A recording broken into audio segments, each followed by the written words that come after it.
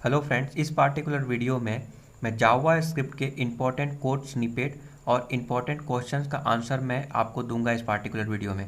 ये वीडियो क्यों इम्पोर्टेंट है, पहले आप इसको समझिए।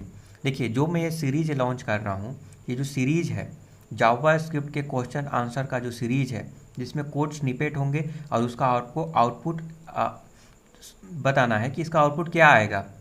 तो देखिए, अगर आप उसको समझ लेते हैं अच्छे से, मेमोराइज नहीं करना है, समझना है, तो आपको एग्जैक्टली रीज़न पता चलेगा कि कैसे ये कोड काम कर रहे हैं, क्यों इसका आउटपुट यही होना चाहिए। तो आपको इसका प्रॉपर नॉलेज होगा। और ये सारे जो मैं क्वेश्चन का आंसर मैं दे रहा हूँ ना, ये जब आप इंटरव्यू देने जाएंगे, भले ही आपका एक्सपीरियंस कितना भी हो, maybe 3 year 4 year 5 year, but ऐसे क्वेश्चंस आते हैं as a JavaScript developer. ऐसे क्वेश्चन आते हैं और आपको आना भी चाहिए। और अगर आप प्रोग्राम कर रहे हैं, कोडिंग कर रहे हैं, किसी भी प्रोजेक्ट में आप काम कर रहे हैं, तो वहाँ पर भी इस टाइप के क्वेश्चंस अगर सॉल्व किए रहेंगे, इस टाइप का एनालिटिकल क्वेश्चन, तो वहाँ पे माइंड में आपका अलग अलग टाइप के मेथड और वे ऑफ राइटिंग कोड और ये सारे चीज़ स्ट्राइक करेंगे और आप अच्छे से कोड कर पाएंगे। तो ये जो सीरीज़ है बहुत इंपॉर्टेंट है। और इसका बेटर एडवांटेज प्राप्त करने के लिए वीडियो को तो देखना ही है लास्ट तक, क्योंकि मैं उसको एक्सप्लेन कर रहा हूँ एक एक लाइन की कोड को। उसके साथ साथ आपको मैं ये कोड टेलीग्राम लिंक पर दे दूँगा, वहाँ से डाउनलोड करके आपको खुद ट्राई करना है, खुद प्रैक्टिस करना है। या फिर डाउनलोड करने की ज़रूरत नहीं है, टेलीग्राम में भी ज्वाइन होने की ज़रूरत नहीं है। आप जो है वीडियो देखते हुए भी टाइप करके खुद से प्रयास कीजिए। खुद से जब आप करेंगे तो वो चीज़ आपके माइंड में चला जाएगा, आपको लगेगा कि वीडियो में देख लिया, मैं तो समझ गया, राइट। वीडियो देखने से समझ में तो आ गया, बट अगेन जब आप खुद से कीजिएगा तो करते टाइम में कुछ इश्यूज आएंगे। ऑफ कोर्स इश्यूज फेस करेंगे, कुछ सेमी कॉलन छूट गया। अब देखिए, ऐसा हमेशा नहीं होता है। अगर आप लाइक सीनियर डेवलपर हैं या फिर लंबे समय से काम कर रहे हैं, तो इस टाइप के एरर नहीं होते हैं जनरली। बट अगर आप खुद से करेंगे ना, तो आपके कमी को पता चलेगा वहाँ पर, राइट। तो खुद से कोड लिखने का प्रयास कीजिए, खुद टाइप कीजिए। यही एक मात्र, ये जो मैं तरीका बता रहा हूँ, ये बहुत ही कारगर तरीका है। और ऐसे केवल वीडियो देखने से कोई भी टेक्नोलॉजी आप नहीं सीख सकते, ये मेरा ऐसा पर्सनली मानना है। मैं केवल आपको 30% ही आपको बता सकता हूँ, मैं जस्ट आपको गाइड कर सकता हूँ, बट आपको अपने इंड पे 70% वर्क करना पड़ेगा, तभी इस सीरीज़ का बेनिफिट आप ले पाएंगे। हालांकि मैं अपना पूरा प्रयास करूंगा कि ये जो चैलेंज है, जो मैं ये सीरीज़ लॉन्च कर रहा हूँ, ये जो सीरीज अगर आप देख लिए और खुद से करने का प्रयास कर लिए, तो अगेन आप इतना कॉन्फिडेंस फील कीजिएगा कि किसी भी टाइप का जब इंटरव्यू होगा तो उसमें आपको ग्रेटेस्ट एडवांटेज देखने को मिलेगा।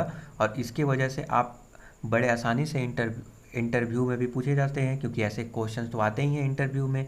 क्विज आते हैं, मल्टीपल चॉइस क्वेश्चंस आते हैं, तो इस टाइप के क्वेश्चंस अगर आएंगे तो आप बड़े आसानी से क्रैक कर लीजिएगा। ठीक है, तो चलिए बिना देरी किए मैं एक एक करके, क्योंकि ये फर्स्ट वीडियो है इस सीरीज़ का, इसीलिए मैं थोड़ा डिस्क्राइब कर देता हूँ मोटो क्या है। तो ओके, आई होप कि ये क्लियर हो गया। चैनल को सब्सक्राइब कर दीजिएगा। चलिए आगे बढ़ते हैं। तो ये हमारा नॉर्मल एक HTML का पेज है, राइट। आप बोलेंगे कि HTML का पेज ऐसा क्यों है, HTML का मैं क्यों लिखा हूँ यहाँ पर। देखिए, जावा स्क्रिप्ट को रन करने के लिए मैं यहाँ पे HTML लिखा हूँ, और वहाँ पे स्क्रिप्ट टैग के अंदर मैं एक एक JS फाइल को इंक्लूड करता रहूँगा। ठीक है, करता जाऊँगा एक एक को। और इसको मैं रीनेम कर देता हूँ, अभी के लिए रीनेम 1 कर देता हूँ। और जितना भी हमारा टेस्ट होगा, और यहाँ पर भी 1 में डाल देता हूँ। अब ये पहला वीडियो है तो 1.js में कर दिया। पहला क्वेश्चंस भी है इसमें, इसको हम लोग समझेंगे। तो नेक्स्ट क्वेश्चन के लिए 2.js करूँगा, फिर 3.js करूँगा, और यहाँ पे मैं उसको कमेंट करके रखूँगा या फिर रिमूव करूँगा। अगर इसको चेक करना है तो 1.js यहाँ पे इंक्लूड करूँगा और प्रीवियस वाले को रिमूव कर दूँगा। ये हमारा मोटो है, और इसीलिए मैं इस जावा स्क्रिप्ट को रन करने के लिए HTML में यूज कर रहा हूँ। नाउ इसके अलावा जो है, आपको ये समझना पड़ेगा कि मैं यहाँ पे पोर्ट सर्वर एक ओपन किया हूँ, और उस सर्वर में यहाँ पे हमारा कंसोल है, और कंसोल में आउटपुट मैं देखूँगा कि डिज़ायर आउटपुट आ रहा है कि नहीं आ रहा है, और आउटपुट क्या आ रहा है, कैसे आ रहा है। नाउ 1.js में जाते हैं और पहला प्रोग्राम को समझने का प्रयास करते हैं।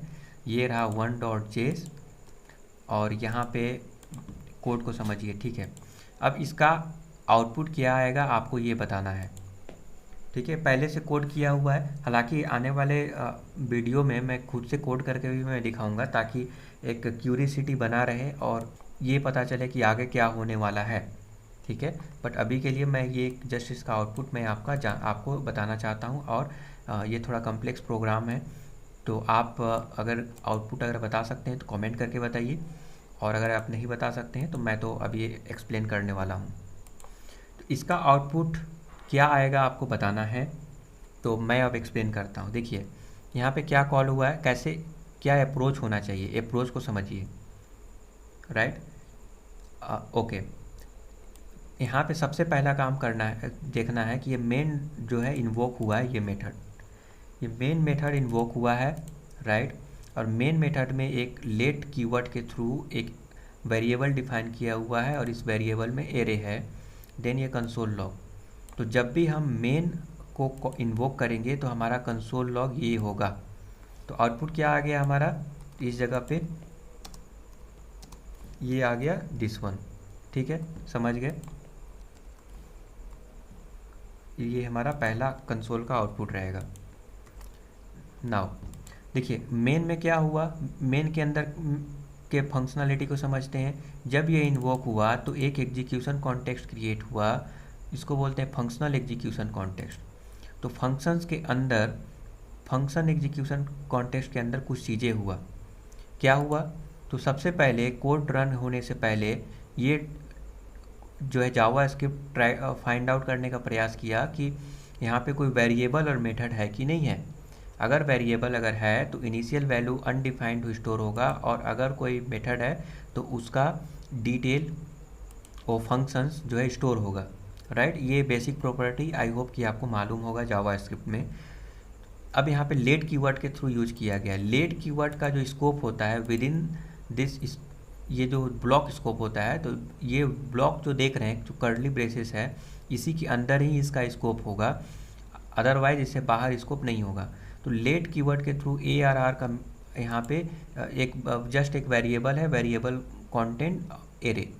नाउ ARR.forEach, फॉरइच क्या करेगा, ये जो है एक फॉर लूप की तरह है। अगर लूप चलाते हैं, फॉर लूप यूज कर किए होंगे आप, तो क्या करते हैं आप, तो एक लेंथ के प्रॉपर्टी, अगर किसी एक एरे को के लिए अगर लूप चला रहे हैं तो उसका लेंथ फाइंड आउट करेंगे, उस लेंथ तक जो है लूप चलाते हैं और एक एक वैल्यू को प्राप्त करते हैं। बट उसका एक शॉर्टकट मेथड है। एंगुलर में बोल रहा हूँ, जावा स्क्रिप्ट आपको ये फैसिलिटी प्रोवाइड करता है through forEach method. ForEach method inbuilt JavaScript का मेथड है। ये क्या करेगा कि हर एक वैल्यू को आपको देगा, ठीक है। इस एरे में हर एक इंडेक्स के वैल्यू को आपको यहाँ पे देगा। तो यहाँ पे क्या हो रहा है, यहाँ पे 1 2 3 आपको एक एक करके मिलता रहेगा, लूप होता रहेगा। तो यहाँ पे एसिंक है। एसिंक का मतलब क्या होगा, एसिंक्रोनसली ये आपको देगा। बट वेट, यहाँ पे अवेट है।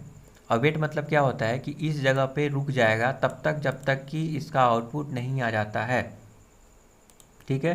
तब तक जब तक ये आउटपुट नहीं आ जाता है, यहाँ पे वेट करेगा, और वेट करने के बाद जो है ये कंसोल लॉग होगा, राइट।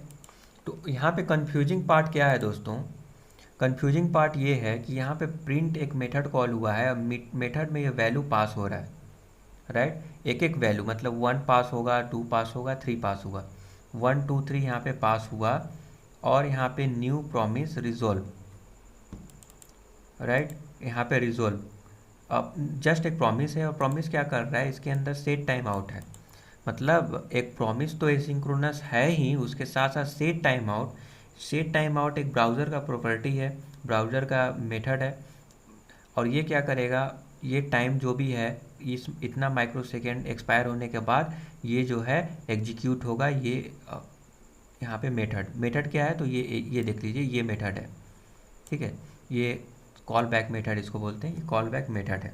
तो सेट टाइम आउट 2 पैरामीटर लेता है, एक कॉल बैक फंक्शन और दूसरा लेता है टाइम इन माइक्रोसेकेंड, ठीक है।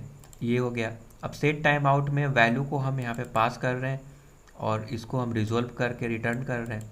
बट यहाँ पे बात ये है ना, समझने वाली बात ये है कि वैल्यू जो है यहाँ पे जो पास कर रहे हैं, ये वैल्यू यहाँ पे नहीं है, ये तो पैरामीटर वाला वैल्यू है जो यहाँ पे मिल रहा है, राइट। अब हम यहाँ पे जो हमारा ये तो कंसोल लॉग हो गया, बट इसके अंदर जो है, जो कंसोल लॉग है यहाँ पे, ठीक है, इसके अंदर सॉरी नहीं है, इसके अंदर जो कंसोल लॉग है, ये कंसोल लॉग जो है उसके बाद होगा RES, मतलब जो रिटर्न आ रहा है यहाँ से वो होगा। वेल तो रिटर्न क्या आएगा, तो उसको समझने से के लिए मैं यहाँ पे क्या करता हूँ कि कंसोल लॉग करके मैं आपको दिखाता हूँ। ठीक है, मैं भी ये रैंडमली एक ये क्रिएट किया हूँ ये प्रोग्राम, ठीक है, इसी को मैं एक्सप्लेन कर रहा हूँ, राइट। तो यहाँ पे मैं वैल्यू यहाँ पे डाल देता हूँ और आइडेंटिफाई करने के लिए इसको मैं कुछ इस प्रकार से लिखूँगा।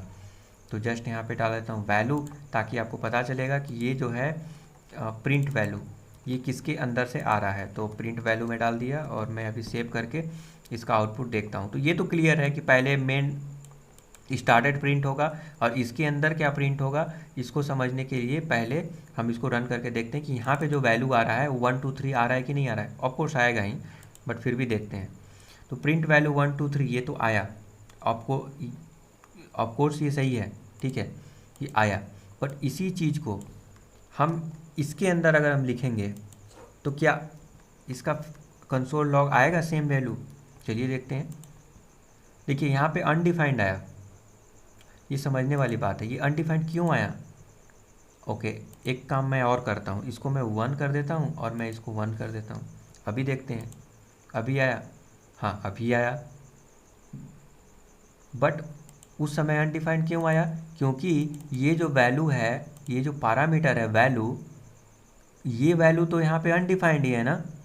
ये जो कॉल बैक फंक्शंस हैं, फंक्शंस के अंदर अपना एक एग्जीक्यूशन कॉन्टेक्स्ट होगा, पार्सिंग होगा और वेरिएबल के वैल्यू को इनिशियली अनडिफाइंड स्टोर करेगा। तो इसके अंदर तो कुछ पास किया नहीं गया है, तो ये जस्ट एक कॉल बैक फंक्शन है, तो इसका इनिशियल वैल्यू तो अनडिफाइंड ही होगा। तो यहाँ पे इसीलिए इसका वैल्यू अनडिफाइंड प्रिंट हो रहा है, ठीक है। तो आई होप कि आपको समझ में आ रहा है। ये वैल्यू का इससे कोई लेना देना नहीं है, ये वैल्यू पास नहीं हो रहा है। इसको पास करने की ज़रूरत ही क्या है, इसको तो डायरेक्टली हम यहाँ पे एक्सेस कर सकते हैं, क्योंकि जावा स्क्रिप्ट में पेरेंट के प्रॉपर्टी को एक्सेस किया जा सकता है, ठीक है। पेरेंट के प्रॉपर्टी को एज अ क्लोजर हम यूज कर सकते हैं, ठीक है। तो एज अ क्लोजर तो एक एक्सेस करने का हमको अपॉर्चुनिटी मौजूद ही है, तो यहाँ पे पास करने की क्या ज़रूरत है। अगर हम यहाँ पे पास कर रहे हैं तो जाहिर सी बात है वो अनडिफाइंड ही यहाँ पे शो करेगा, क्योंकि initial value during parsing undefined रहेगा। तो आई होप कि आपको समझ में आ गया। तो मैं इसको अभी के लिए कमेंट कर देता हूँ, राइट। तो इसका आउटपुट क्या हो गया, मेन स्टार्टेड हो गया। देन ये जो रिटर्न आ रहा है यहाँ पर, ये रिजॉल्व होकर ये अनडिफाइंड आ रहा है, ठीक है। तो अनडिफाइंड यहाँ पे आएगा, तो मेन स्टार्टेड, देन इसका वैल्यू रहेगा अनडिफाइंड अनडिफाइंड अनडिफाइंड 3 टाइम्स, इसके लिए और इसके लिए, क्योंकि रिटर्न अनडिफाइंड आ रहा है तो कंसोल लॉग अनडिफाइंड ही होगा। तो इसका आउटपुट हो जाएगा main started and then undefined.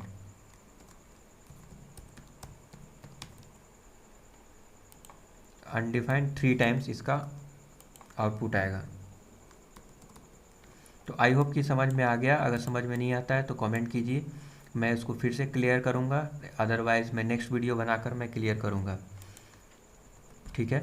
तो अगर किसी को समझ में नहीं आया तो देखिए, main started and undefined undefined 3 times. Well, इससे पहले आपको ये समझने की ज़रूरत है कि ये जो है इंड क्यों कॉल हुआ। सबसे पहले तो ये वाला होना चाहिए था, ठीक है, उसके बाद ये होना चाहिए था, बट यहाँ पे इंड पहले कॉल हुआ। वाई?